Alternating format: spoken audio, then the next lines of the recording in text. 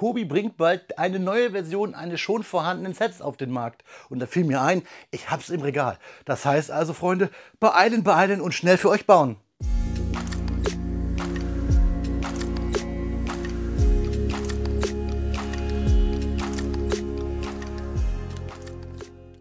Willkommen in der Nordenplätzchenscheune.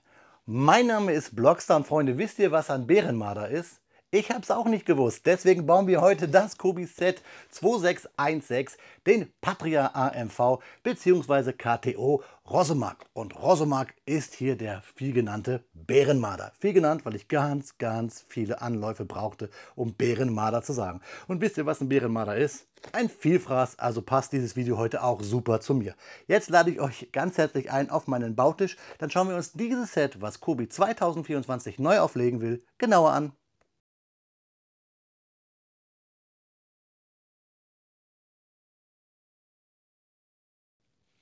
(2019) war unser Patria AMV bzw. der KTO Rosomak noch in der Small Army Serie verortet. Das Set im Maßstab 1:35 mit 442 Steinchen und einer Minifigur. Das Set wird ja wahrscheinlich 2024 in der Neuauflage dann in der Armed Forces Serie eingeordnet. Hier ganz cool, dass wir das Fahrzeug als Originalfoto noch auf dem Karton haben und der Hintergrund, der gibt ein bisschen Urlaubsflair her bzw. Baggersee-Feeling. Schauen wir uns die Rückseite an des Sets im Maßstab 1:35. Es wird 22 cm lang und 8 cm breit bzw. 10 cm hoch. Die Fakten bekommt ihr gleich auf den Infokarten. Wir sehen hier eindeutig am schwarzen Dreieck auf dem orangen Untergrund, dass wir hier ein polnisches Fahrzeug haben und wir sehen, dass wir einige Klappen aufmachen können. Ich freue mich, euch später beim Review dann die Play-Features, so werden sie ja genannt, zu zeigen. Aber erstmal wollen wir gucken, ob unser Vielfraß hier auch fliegen kann, denn wir wollen ja wissen, was sich im Karton verbirgt. Ja, Freunde, da haben wir die Bauabschlusstüte 1 bzw. die Bauabschlusstüte 2 unseres Patria AMV bzw. KTO Rosomak hier auf dem Bautisch liegen. Man sieht ein bisschen an den abgenutzten Aufklebern, dass diese hier schon lange im Karton liegen. Wie gesagt, ein Set, das Stand 2024 ja auch schon 5 Jahre alt ist. Unsere 2616. Ich packe die Tüten mal hier an die Seite, sind beide medium gefüllt. Was wir bei der Anleitung gleich sehen, ist hier unser Vielfraß. Dieses Fahrzeug hat quasi sogar sein eigenes Markenlogo, finde ich ganz cool. Und hier oben dieses ganze geschliffene Metall-Used-Look-mäßige gefällt mir und ist jetzt zwar noch Small Army, aber haben wir dann ja später auch bei der Armed Forces Serie bei Kobi auf den Kartons wieder gesehen. Altersempfehlung ab 7 Jahren. Wir haben hier keine Aufkleber, auch wenn es hier schon keinen Printed Aufkleber gab, nur, also einen Druck meine ich, aber wir haben hier Printed in der EU. Wir schauen uns die Anleitung mal an und sehen hier wie immer diese kleine Erklärung. Ich hole sie mal wieder her, die Tüte. Wir fangen mit der Bauabschlusstüte 1 an, reißen sie auf und verteilen die Steine so, wie wir das möchten, nach Form, Farbe. Also da dürft ihr machen das, wie ihr wollt, halten wie Pastor Nolte, sage ich mal. Und ihr baut drauf los. Wichtig, der aktuelle Baustep ist immer der farbliche, der davor ist ausgegraut bzw. in so einen hellblau-grau gehalten. Pfeile weisen euch den Weg. In diesen Rechteckchen seht ihr immer die Steine, die ihr braucht. Das kennt ihr vielleicht von Anleitungen anderer Klemmbausteinhersteller. Und wir haben Anlegehilfen zum Beispiel, dann braucht man keine Noppen zählen. Und wir reißen die Tüte 1 auf, dann irgendwann kriegen wir die Info, dass wir die Tüte 2 aufreißen müssen. Und wir arbeiten uns von Baustep zu Baustep vor, denn ihr seht, wir haben hier keine Seitenzahlen. Fertig sind wir dann mit dem Baustep 57. Da haben wir es, wenn wir den Turm und das Wasserschutzschild auf unseren Rosomak bauen. Und was ich richtig cool finde, Freunde, ist bei so alten Sets die letzten Seiten sich anzuschauen, denn da haben wir immer etwas Zeitmaschinenmäßiges. Wir können uns immer alte Kobi-Sets reinziehen. Zum Beispiel hier die 4810, die Bismarck oder hier den Zerstörer 4807 der polnischen Marine oder das polnische U-Boot, sowie hier die World of Tanks Sets zum Beispiel ganz doll gefeiert. Der Sabaton Primo Victoria, die 3034, ein Set, das ich so gerne hätte, und ich habe gerade einen riesigen Ohrwurm. Primo Victoria. Naja, lassen wir das, Freunde. Kriege sogar Gänsehaut, wie seht ihr das? Ich mag Sabaton. Und die Rückseite hier, und das feiere ich ganz besonders, denn wir haben natürlich hier den Abrahams, den T54 und den Stritzwagen. Aber viel cooler, wir haben hier auch ein kleines Set aus der Small Army Serie, die ja nicht so richtig real war. So ein bisschen G.I. Joe mit Kobi-Stein, die 2197. Ich habe da auch noch einige für euch, die werden wir uns alle angucken. Und für all das, was es hier zu sehen gibt, gibt es ja meine Kobi-Playlist, denn das ein oder andere alte Kobi-Set habe ich für euch schon gebaut. Schaut einfach hier oben auf dem i-mal nach. Aber nicht zu sehr in die Vergangenheit gucken, denn Gegenwart ist dieses Set aus der Vergangenheit. Das baue ich jetzt für euch, Freunde. Deswegen viel Spaß bei den Fakten zum Patria AMV bzw. KTO Rosomak und mir ganz uneigennützig viel Spaß beim Klemmen.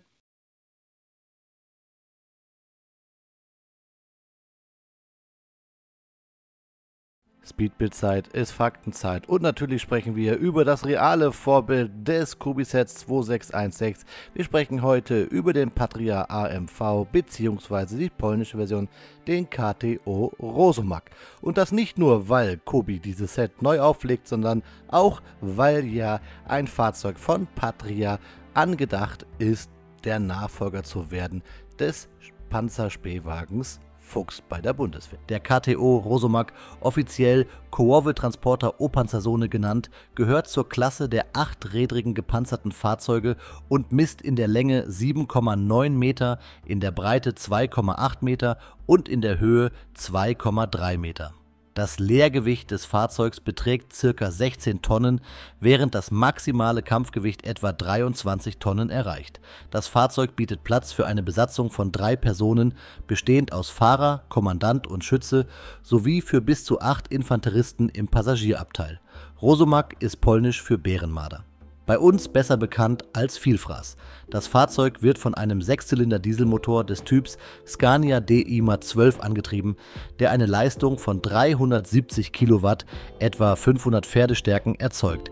Diese Motorisierung ermöglicht eine Höchstgeschwindigkeit von 100 Kilometern pro Stunde auf befestigten Straßen. Dank seines Allradantriebs und einer hydropneumatischen Federung kann der Rosomak anspruchsvolles Gelände mit einer Steigung von bis zu 60% und einer Seitenneigung von bis zu 30% bewältigen. Ein weiteres bedeutendes Merkmal des KTO Rosomak ist seine amphibische Fähigkeit. Mit geringen Vorbereitungsmaßnahmen kann das Fahrzeug Gewässer mit einer Geschwindigkeit von bis zu 10 Kilometern pro Stunde durchqueren, was es für den Einsatz in wasserreichen Regionen geeignet macht. Der KTO Rosomak ist in verschiedenen Versionen verfügbar, die unterschiedliche Bewaffnungsoptionen bieten. Die am häufigsten eingesetzte Variante ist der Schützenpanzer, der mit einer stabilisierten 30 mm Maschinenkanone des Typs ATK MK44 Bushmaster 2 ausgerüstet ist. Diese Kanone verfügt über eine Feuerrate von bis zu 200 Schuss pro Minute und ist in der Lage, diverse Munitionsarten einschließlich panzerbrechender und hochexplosiver Geschosse zu verschießen. Zusätzlich zur Hauptbewaffnung verfügt der Rosomak über ein koaxiales 7,26 mm Maschinengewehr sowie optionale Abschussvorrichtungen für Panzerabwehrraketen. Der Schutz des Fahrzeugs wird durch eine modulare Panzerung gewährleistet, die nach dem Stanak 4569 Standard zertifiziert ist. In seiner Grundkonfiguration bietet der Rosomak Schutz vor Munition des Kalibers 7,26 mm und Artilleriesplittern. Durch zusätzliche Panzerungsmodule kann das Schutzniveau erhöht werden, um auch gegen Panzerabwehrraketen und Minen Widerstand zu bieten. Des Weiteren ist das Fahrzeug mit einem automatischen Feuerlöschsystem sowie einem ABC-Schutz, Schutz vor atomaren, biologischen und chemischen Bedrohungen, ausgestattet, um die Besatzung in entsprechenden Gefahrenlagen zu schützen. Seit seiner Indienststellung im Jahr 2005 hat der KTO Rosomak seine Vielseitigkeit und Zuverlässigkeit im Einsatz unter Beweis gestellt. Insbesondere in Afghanistan wurde das Fahrzeug erfolgreich unter schwierigen Gebirgsbedingungen eingesetzt und bot den polnischen Truppen sowohl Mobilität als auch Schutz in NATO-Missionen. Neben Polen wird der Rosomak auch von anderen Streitkräften genutzt. Zu den bekanntesten Nutzern gehören die Streitkräfte von Slowenien, die eine Variante des Patria AMV beschafft haben, die weitgehend mit dem Rosomak identisch ist. Weitere Länder, die Versionen des Patria AMV nutzen, auf dem der Rosomak basiert, sind unter anderem Finnland, Kroatien und Südafrika. Diese Staaten nutzen das Fahrzeug in unterschiedlichen Konfigurationen, die auf ihre spezifischen Anforderungen zugeschnitten sind. Die Ukraine erhält ca. 150 KTO Rosomak für ihren Freiheitskampf gegen die russische Aggression, finanziert durch die EU und den USA. Im Jahr 2013 beschloss die polnische Regierung, eine modernisierte Version des Fahrzeugs, den Rosomak M, zu entwickeln. Diese Variante zeichnet sich durch verbesserte Panzerung und erweiterte elektronische Systeme aus, um die Einsatzfähigkeit des Fahrzeugs unter modernen Gefechtsbedingungen zu optimieren. Die kontinuierliche Weiterentwicklung des KTO Rosomak spiegelt das Bestreben Polens wider, seine militärische Industrie zu stärken und den Anforderungen moderner Konflikte gerecht zu werden. Mit der Einführung neuer Technologien, einschließlich unbemannter Drohnen und fortschrittlicher Kommunikationssysteme, könnten zukünftige Modifikationen des Rosomak seine Rolle als Schlüsselkomponente der polnischen Landstreitkräfte weiter festigen. Zusammenfassend lässt sich feststellen, dass der KTO Rosomak ein zentraler Bestandteil der polnischen Verteidigungsstrategie ist. Mit seinen ausgeprägten technischen Eigenschaften, seiner Anpassungsfähigkeit und seiner bewährten Leistung im Einsatz bleibt der Rosomak eine wichtige Ressource für die polnischen Streitkräfte und die Streitkräfte seiner Nutzerstaaten in den kommenden Jahren. Ja, Freunde, das waren die Fakten zu unserem Vielfraß aus finnisch-polnischer Koproduktion. Ich habe euch gesagt, zum Ende des Jahres kommt eine neue Version in der ukrainischen oder polnischen Bauart, die man dann klemmen kann, auf dem Markt aus dem Hause Kobi. Also allerhöchste Eisenbahn, dass wir dieses, ich nenne es mal Kobi Classic Sets, hier uns im Review anschauen. Nach genau einer Stunde Bauzeit steht er da, unser Patria AMV bzw. der KTO Rosomak. 442 Steinchen schwer aus der Small Army Serie im Maßstab 1:35 von Kobi natürlich. Maßstab 1:35 ist genau das Stichwort. Ich dachte, man, das Ding ist ziemlich groß, das ist doch niemals Maßstab 1:35. Doch ist es. Das ist der Grund, warum ich hier mal alle Fahrzeuge mit polnischem Bezug, die ich mal so schnell in mein Regal greifen konnte, hier mit auf meinen Präsentations- bzw. Bautisch für euch gestellt habe. Das Heimatsystem, den Kubus, den polnischen Abrahams und hier einen Opel Blitz mit den Figuren des Warschauer Aufstandes.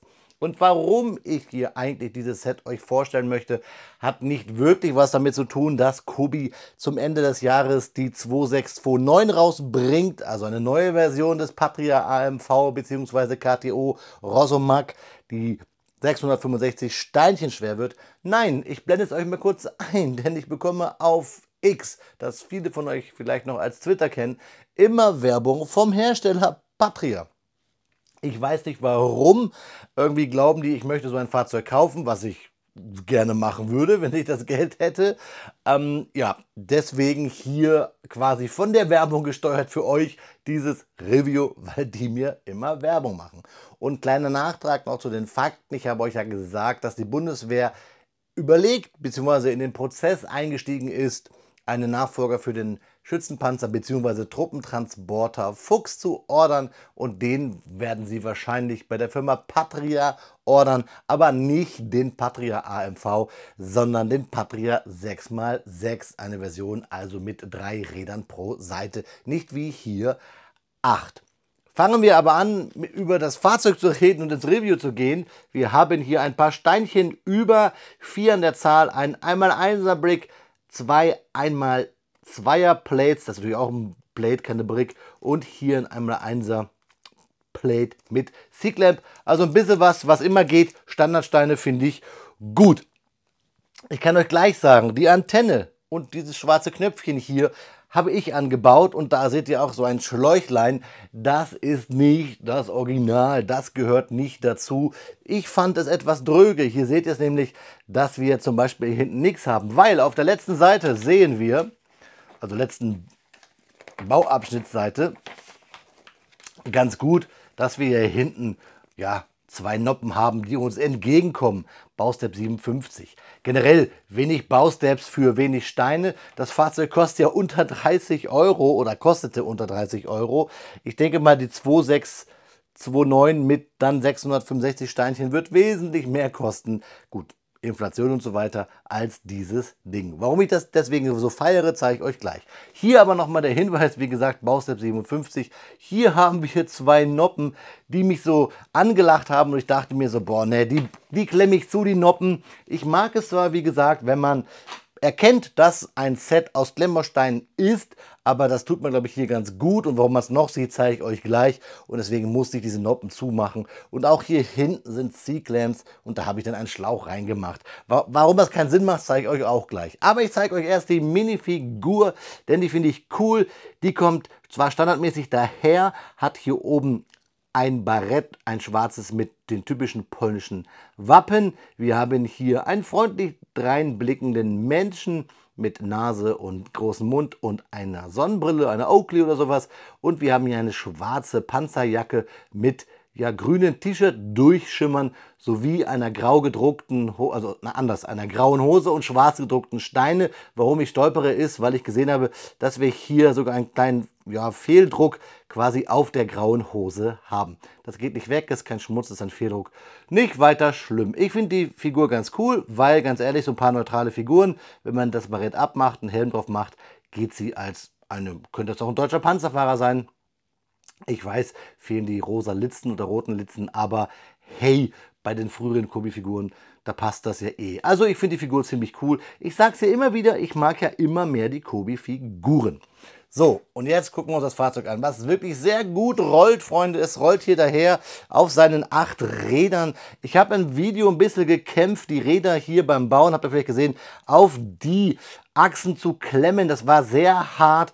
Damals hat man wirklich noch akkurate, hart klemmende Kobi-Steine gehabt. Ich zeige es euch mal so. Und wie gesagt, ich habe es jetzt schon gespoilert. Hier sieht man ja auch, das Ding ist aus Klemmbausteinen. Und wie gesagt, diese kleine Fliese hier und diese Antenne habe ich angebracht und auch hier diesen Schlauch in diesen C-Clamps, das ist von mir.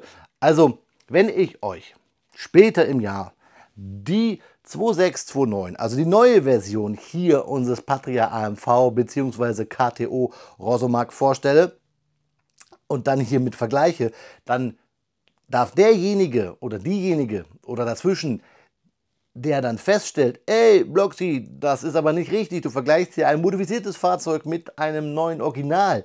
Wer mir das in die Kommentare schreibt, der kriegt von mir die Krone für einen Tag auf dem Kanal Blockstar auf. Der wird dann der Super Blockstar Viewer. Das schon mal versprochen. Ja, versprochen auch, dass ich euch zeige, was wir hier am Fahrzeug haben. Nebeltöpfe, hier Okulare, wir haben hier oben auch angedeutet, wahrscheinlich verschiedene Sichteinheiten. Wir haben hier 2 Klappen, bedruckt auch ganz schön. Wir haben hier eine Klappe, das wird wahrscheinlich der Sitz des Fahrers sein. Also hier müsste eigentlich, wäre heutzutage wahrscheinlich da ein Druck. Aber ich beschwere mich gar nicht mit den Drucken. Ihr seht es hier, wir haben eine große Frontplate bedruckt. Wir haben hier auf dem Hinstein die polnische Flagge mit Kennzeichen und diesen typischen schwarzen Dreieck auf orangenen bzw. gelben Grund. Wir haben hier verschiedene Kästen angedruckt. Hier, wir haben 2 Formteile. Das sind keine Hackebeile, sondern das sind die Rückfahrspiegel. Wir haben hier schön auf den Reifen Kobi stehen, habe ich extra so gemacht, also nach vorne gedreht so. Wir haben hier hinten auf einen 1x1er Rounded Tile, Trans Clear, Trans Red, wie auch immer, das schwarze Dreieck und wir haben hier viele Luken. Die mache ich mal auf, indem ich mal hier meinen Schlauch, den ich dann gemacht habe, wegpacke. Hier übrigens in den Farben Oliv und Braun dann die Propeller, die sich komischerweise irgendwie, ja, da lässt sich besser drehen als hier. Ich weiß auch warum. Ich habe doch gesagt, ich habe einen Stein über. Jetzt weiß ich auch warum. Ich habe wahrscheinlich hier, haha, Live-Fixing einfach den Stein vergessen. Das machen wir doch gleich hier. Holen wir die Tüte.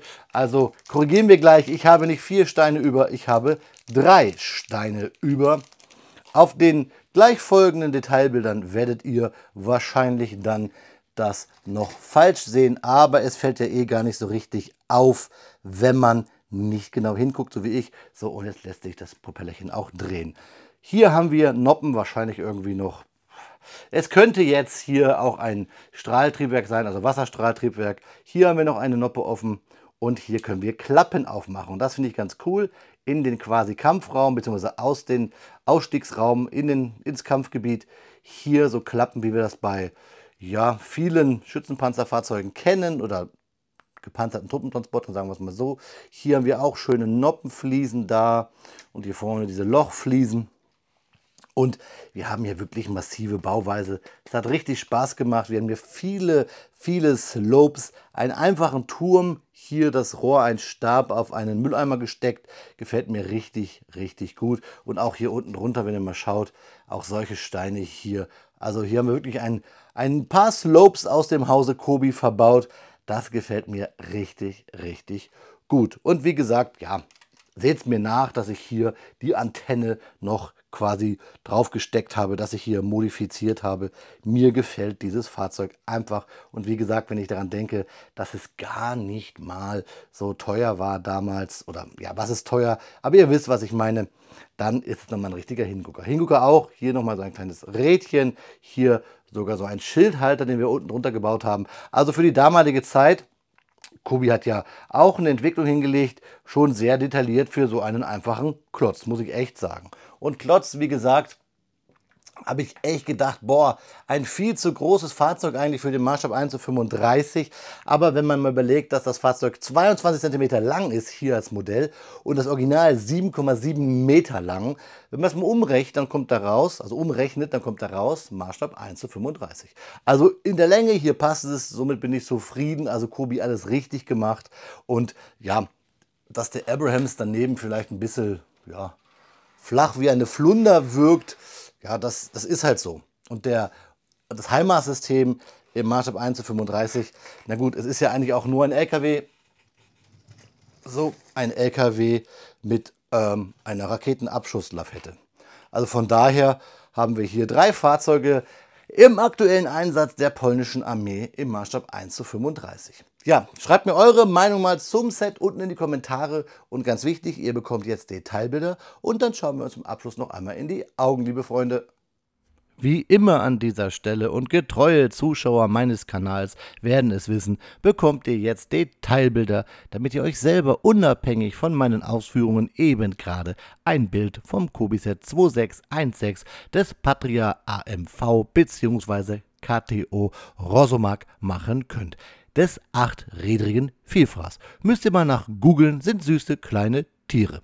Wo ihr nicht nach googeln müsst, weil ich es euch immer unten in die Videobeschreibung packe, sind die Infos zu dem Set sowie Bezugsquellen. Ich habe diverse Links in die Videobeschreibung gepackt, wo ihr drauf klicken könnt und mich sogar durch den Klick auf den Link bzw. einen nachfolgenden Kauf sogar unterstützen könnt, ohne dass ihr dafür etwas bezahlt oder ohne dass ihr durch den Kauf beim Preis benachrichtigt werdet. Einfach, wenn ihr vorhabt, Klemmbausteine zu kaufen, nutzt doch gerne einen meiner Links und somit unterstützt ihr indirekt sogar mein Projekt Blockstar. Wenn ihr aber sagt, hey, nee, der Bloxy soll gerne noch nach alten Kobi-Sets gucken und den möchte ich unterstützen, dann dürft ihr auch gerne Kanalmitglied werden. Einfach bei meinem Kanal auf dem Reiter Kanalmitgliedschaft schauen, bzw. Mitglieder. Da seht ihr nämlich die Möglichkeiten und ich kann euch sagen, ein Riesenvorteil ist, dass ihr immer schon vorab Reviews bekommt und ich meine gerade jetzt habe ich 4 oder 5 Reviews jetzt schon online, die ihr euch als Kanalmitglied vorab anschauen könnt. Und des Weiteren bekommt ihr auch immer als Kanalmitglied von mir, immer ist ein schönes Wort, immer in unregelmäßigen Abständen direkte Infos rund um das Kanalthema Blockstar. Trotzdem, jeder Einzelne, der auch nur guckt und kommentiert, fettes Dankeschön. Ihr macht es erst möglich, dass ich hier diesen Kanal so schön betreiben kann. Danke. Ja, Freunde, da ist das Video schneller zu Ende, als dass Kobi seine eigenen alten Sets neu auflegt. Finde ich aber klasse. Stand jetzt September 2024 legt ja auch Kobi die alte Römer-Serie neu auf und auf die freue ich mich ganz, ganz dolle. Ihr dürft ja gerne mal in die Kommentare schreiben, welche alte Serie oder welches altes Kobi-Set ihr gerne neu aufgelegt sehen würdet. Und Hand auf Herz, wir sind hier beim Klemmbaustein-Kanal, es geht hier um unser Hobby. Ihr dürft auch gerne mal in die Kommentare schreiben, was mich wirklich interessiert, Freunde, welches andere Klemmbaustein-Set ihr gerne neu aufgelegt sehen würdet. Bei mir zum Beispiel aus dem Hause Lego in Dänemark hier die Falcon Knight Burg, Schloss. Ich habe immer früher die Adlerritter gesagt, die schwarzen Raben habe ich auch mal als Kind gesagt. Das Schloss, die Burg, würde ich gerne mal neu aufgelegt sehen. Wir haben ja so ein kleines Thema Revival da im Staate Dänemark. Und Kobi macht das ja, um mal wieder zurückzukommen, ja auch gerade mit seiner Serie. Wie gesagt, die Römer bieten da gerade einen guten Anhaltspunkt. Ich freue mich wie Bolle auf die Römer. Ich fand auch dieses Set jetzt hier zu bauen in Vorbereitung auf die Neuauflage richtig klasse. Wie gesagt, lasst mich eure Meinung zu diesem Thema wissen. Schreibt es gerne in die Kommentare. In diesem Sinne, Freunde, hier können wir wirklich mal von einem Auto reden. Ich wünsche euch eine gute Fahrt. Auf Wiederbauen, euer Freund, der Blockstar.